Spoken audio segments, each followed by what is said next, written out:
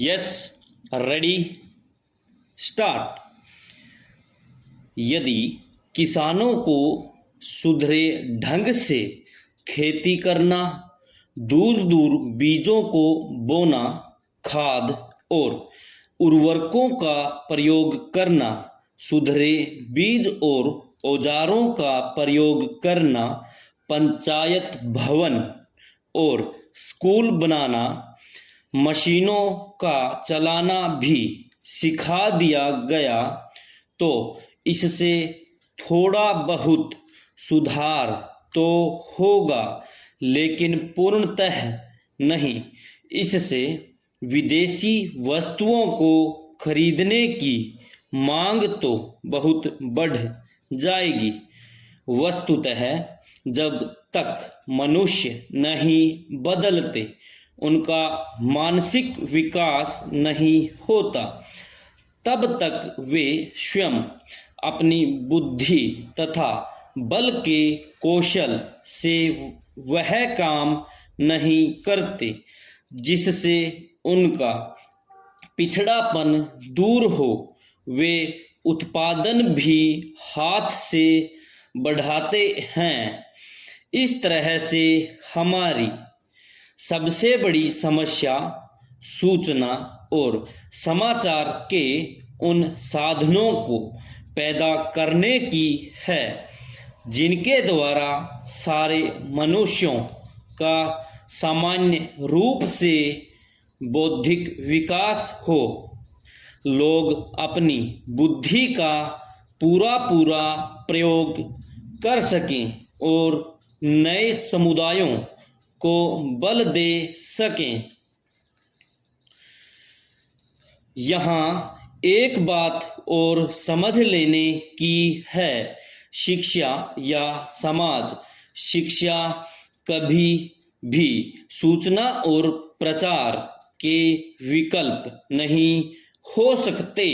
शिक्षा और समाज शिक्षा के कार्यक्रम आदि आवश्यक रूप से बड़े धीरे धीरे चलते हैं और उनके परिणाम भी बहुत देर से निकलते हैं और इनका उद्देश्य भी विशेष प्रकार के कौशल सिखाना होता है, न कि रुचि और मनोवृत्ति में परिवर्तन।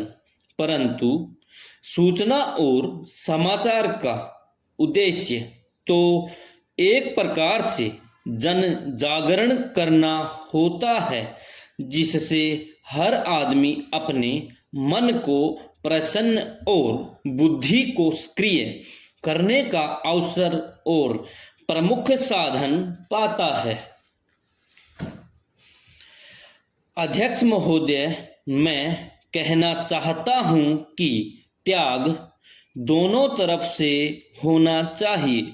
त्याग कभी भी एक तरफ से नहीं हो सकता है। एक को कहा जाए कि कम खाओ और दूसरे को कहा जाए कि जितना खाना चाहते हो और जितना खाना चाहो खाओ। यह कहाँ तक उचित है?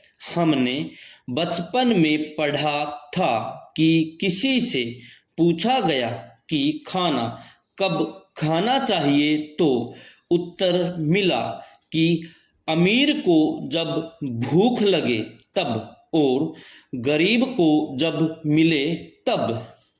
चीनी के दामों के बारे में मिल मालिक न्यायालय में गए हैं। क्या सरकार उन कारखानों को अपने हाथ में नहीं ले सकती है? इस बारे में सरकार ने जो अधिकार मांगे वे दे दिए गए। हमारे कृषि उत्पादन की अवस्था को सुधारने की आवश्यकता महसूस होती है। महोदय, प्राइवेट सूदखोरों की बात माननीय सदस्यों ने कही है। 40-50% तक की ब्याज दर पर किसानों को इनसे पैसा लेना पड़ता है। सभी किसानों की पहुंच बैंकों तक नहीं है। व्यावहारिक स्थिति यही है। यदि 40-50% की दर से किसान ऋण लेगा तो उसकी क्या हालत होगी? वह उस पैसे को कैसे चुका पाएगा? उसके पास खेती के अलावा पैसे कमाने का कोई वैकल्पिक जरिया भी नहीं है। वह उसे नहीं चुका पाता है। उसके पास आत्महत्या करने के अलावा और कोई दूसरा रास्ता नहीं रहता है। श्रीमान, मैंने इसका जिक्र इसलिए किया क्योंकि ज्वार बाजरा गरीबों का आहार है। यह आहार मधुमेह को खत्म करता है और रक्तचाप को नियंत्रित करता है। इन फसलों की खेती जमीन की उर्वरा शक्ति को भी बढ़ाता है क्योंकि इन फसलों के जड़ और सिर में बैक्टीरिया जैसे कीटाणु नष्ट करने की अक्षमता होती है। इन फसलों का उत्पादन घट रहा है। मोटे अनाज का उत्पादन कैसे बढ़ेगा? इस पर विचार करने की आवश्यकता है। गरीबों के पौष्टिक आहार के रूप में ये अनाज बहुत जरूरी है। कृषि समिति ने यही सिफारिश की है कि बैंकों से किसानों को 4% की दर से ऋण मिलना चाहिए। महोदय, अंत में मैं निवेदन करना चाहता हूं कि नई राष्ट्रीय कृषि नीति बनाने की आवश्यकता है। किसानों को उनकी उपज का लाभकारी मूल्य नहीं मिल पाता है, उसके लिए एक पॉलिसी बनानी चाहिए। खेती की उपज और कारखानों में उत्पादित माल की लागत खर्च के आधार पर तय नहीं होती है।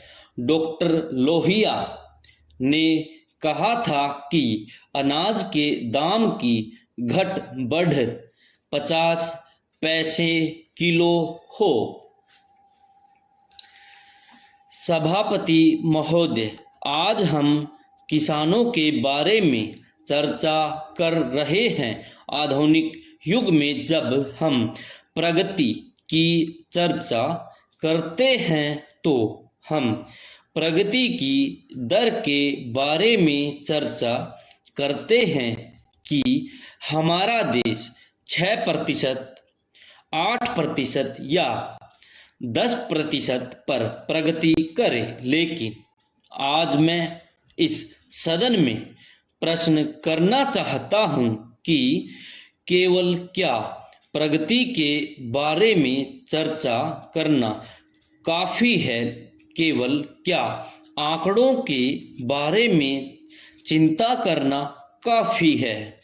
प्रगति रोजगारी के बिना अधूरी है और प्रगति जब तक सीमांत कृषक को राष्ट्र की मुख्य धारा के साथ नहीं जोड़ेगी तब तक वह अधूरी रहेगी। अंततोगत्वा आज जो भारत उदय का मायाजाल था उसे अब ध्वस्त करके प्रगति और विकास ग्रामीण क्षेत्र के किसान तक हमें पहुंचना ही होगा। यह हमारी जिम्मेदारी है। हमारा देश एक कृषि प्रधान देश है और किसान देश की नींव है। सकल घरेलू उत्पाद की दर का 23% कृषि क्षेत्र से आता है। 56% रोजगारी के अवसर कृषि के क्षेत्र द्वारा दिए जाते हैं। श्रीमान, इस देश की 70% जनता अपना जीवन यापन कृषि के आधार पर करती है, लेकिन आज क्या स्थिति है कि जहां एक तरफ औद्योगिक क्षेत्र और सर्विस सेक्टर 10-15% की दर से आगे बढ़ रहा है। विराम समाप्त। प्रिय मित्रों, जो बीच में गैप लिया गया है वहां से नया पैरा शुरू होता है।